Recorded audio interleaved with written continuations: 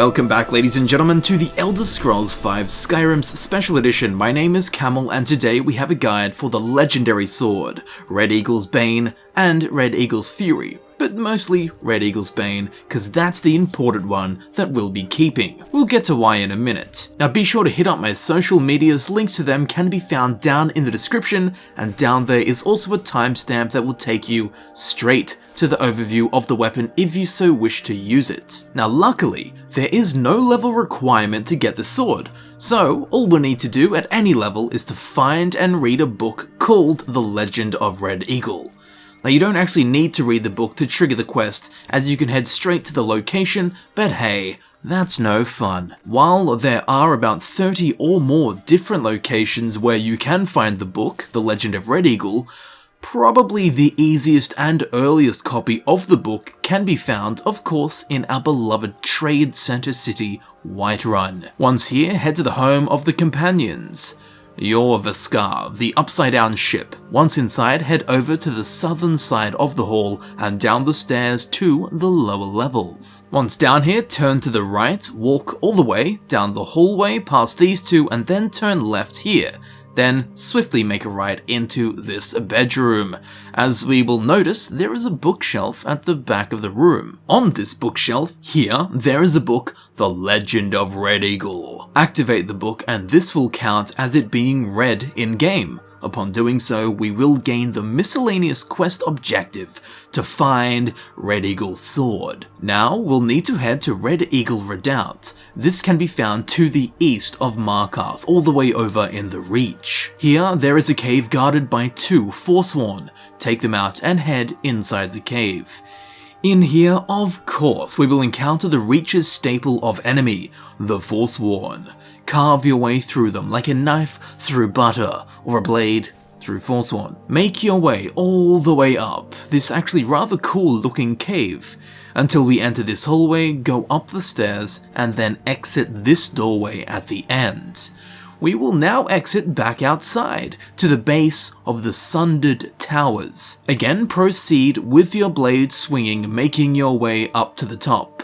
There are plenty of Forsworn here, so come prepared to fight at least more than 10 of them. Now at the top, sitting on his throne, we can find a Forsworn Briarheart. This is the bloke we need to loot, so take him out, which might be a tough fight. Once he has been slain, we want to loot off of his corpse the sword, Red Eagle's Fury. Now this isn't actually the sword we'll be looking at because we don't actually keep this. It has more of a practical purpose that will lead to another, more powerful sword, Red Eagle's Bane. So once you grab that, make your way up through the Sundered Towers and then out over the hill. Just over the grassy knolls, there is another cave named Rebel's Cairn. On the map, it can be found right here, which as we can see is literally just over the hill from the Sundered Towers where we just killed the Forsworn Briarheart. Once here, head on inside. Progress through the dark and dingy cavern passageways. Soon enough, we'll come out into this atmospheric room. We can find a slain adventurer. As we can see, he has the book, The Legend of Red Eagle, grasped in his hands. He read the tale and died trying to find it. The most eye-catching feature of this room is the altar in the middle, illuminated by a single divine shaft of light. What we want to do is walk up to it and activate it. This will place Red Eagle's Fury into the slot, and a secret stone passageway at the back of the room will be revealed. Red Eagle's Fury must remain in the slot for the passageway to remain open. Once it has been unlocked, head down there and be prepared for an epic battle. Not to be mistaken for an epic rap battle of history. It quickly becomes a morbid descent, with dull, lit candles and altars crafted from bones of ancient Nords. After a short journey down, we will exit into this huge burial chamber. There are some stairs leading up, with lit braziers and a single sarcophagus at the top. Something cool I noticed on the ground is this mural, and given this is the tomb of Red Eagle, this sure does have some eagle-like features. A cool little detail one of the developers went to the effort of placing here. Anyway, up we go all the way to the final resting place of Red Eagle. As we approach, 3 skeletons will rise from the ground, and then the ancient Reachman himself, Phelan, Lord Red Eagle. Again, it's not too mental, but come prepared for a fight with an ancient legend. Once he has fallen, there is actually nothing of interest on his corpse. But before we leave this tomb, make sure to rummage through and select any of the treasures from the back of the room. Once you've done that, make your way back out to the pillar in which we inserted Red Eagle's Fury. Walk up to the hilt of the sword sticking out. As we'll notice, now that we've defeated Red Eagle, the sword has now transformed from Red Eagle's Fury into Red Eagle's Bane. Simply activate the sword to acquire it. So now we've got it, let's check it out. Red Eagle's Bane. It's got a base damage of 11, a swing speed of 1. This will leave us with a base DPS, that's damage per second, of 11. It's got a reach of 1, a weight of 15, a value of 345. Now, this is a little bit confusing, but it can be upgraded with a steel ingot, which requires you to have the arcane smithing perk to do so, but it benefits from the dwarven smithing perk. So a bit of a mess, but this does mean that it can be upgraded all the way to legendary without the assistance of smithing fortification effects. And its enchantment. Undead up to level 13 are set on fire and flee for 30 seconds. Now this enchantment is actually slightly misleading. While it isn't lying, it doesn't make things clear.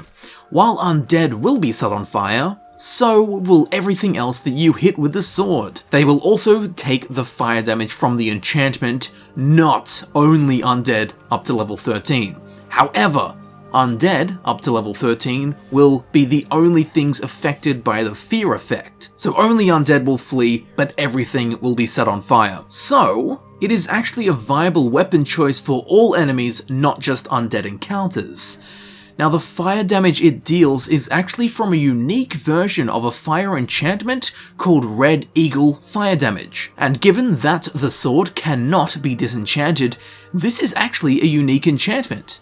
The fire damage dealt is also not specified, making things again unclear, but I can confirm that it deals 10 points of fire damage with each hit. So, Red Eagle's Bane is actually a pretty good weapon choice if you get it early on. Its base damage sits at the same as an elven sword, and its enchantment is definitely a powerful one to wield at lower levels. And given there is no level requirement to get this sword, technically you can come and get it at level 1. The only thing stopping you would be your skills, or your difficulty level. But I would say that around level 15 or so, Red Eagle's Bane will likely become superseded by a better weapon. Of course, by weapons that you'll probably begin encountering around level 15. But that's okay, because Red Eagle's Bane is a weapon you'll definitely want to add to your collection, as it has roots grounded in the legends of Skyrim. It belonged to the renowned Reachman, Phelan, better known as Lord Red Eagle, who is said to have existed around the First Era, year 1030. Ancient tales tell that Lord Red Eagle used this very sword to lead a rebellion against the Empress Hestra. Eventually, his fortress was surrounded by Imperial legions. During the siege of his home, Red Eagle faced the entire Imperial Legion by himself, accompanied by nothing but his flaming sword. He fought into the night, naked and alone, wielding Red Eagle's Fury / Red Eagle's Bane, I'm not sure which one because the lore's unclear. He is said to have slain over 1,000 Imperial soldiers that night before he himself was brought down. Still not dead with his Briarheart strength, Red Eagle was taken to a prepared tomb by his fellow Reachmen, and with his remaining strength he presented his sword to his people and swore an oath. Fight on, and when at last the Reach is free, his blade should be returned, that he might arise and lead them again. His body slept deep in the stone mountains of the Reach at Rebel's Cairn, where we encountered him thousands of years later. So be sure to get this sword, and although you may not use it, be sure to cherish it as a relic of the freedom of Skyrim from the grips of the Imperials. And here it is, Red Eagle's Bane in action.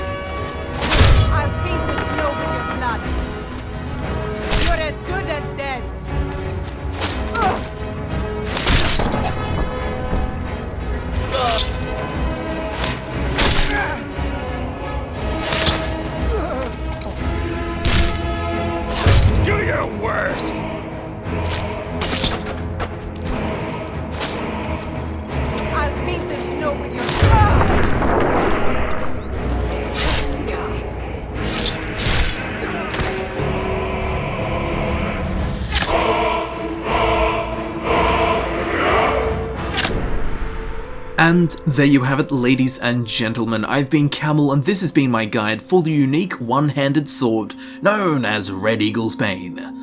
I do hope this video helped you out, and if it did, you will be very interested in checking out the other Skyrim Special Edition guides I've already done. Links to them can be found down in the description. Down there, in the old description, you can also find links to my social medias. Be sure to follow me on Twitter to keep up to date with what I'm up to, and if you would like to support the channel in a more personal way, you can become a heroic patron on, of course, Patreon. As I'm sure you know, all of my time and energy goes into making these videos I create for you to enjoy, so your support is most appreciated and welcomed in any and all forms. So thank you very much for watching, thank you for supporting the channel, and I will see you very shortly in the next video. I'll see you there soon.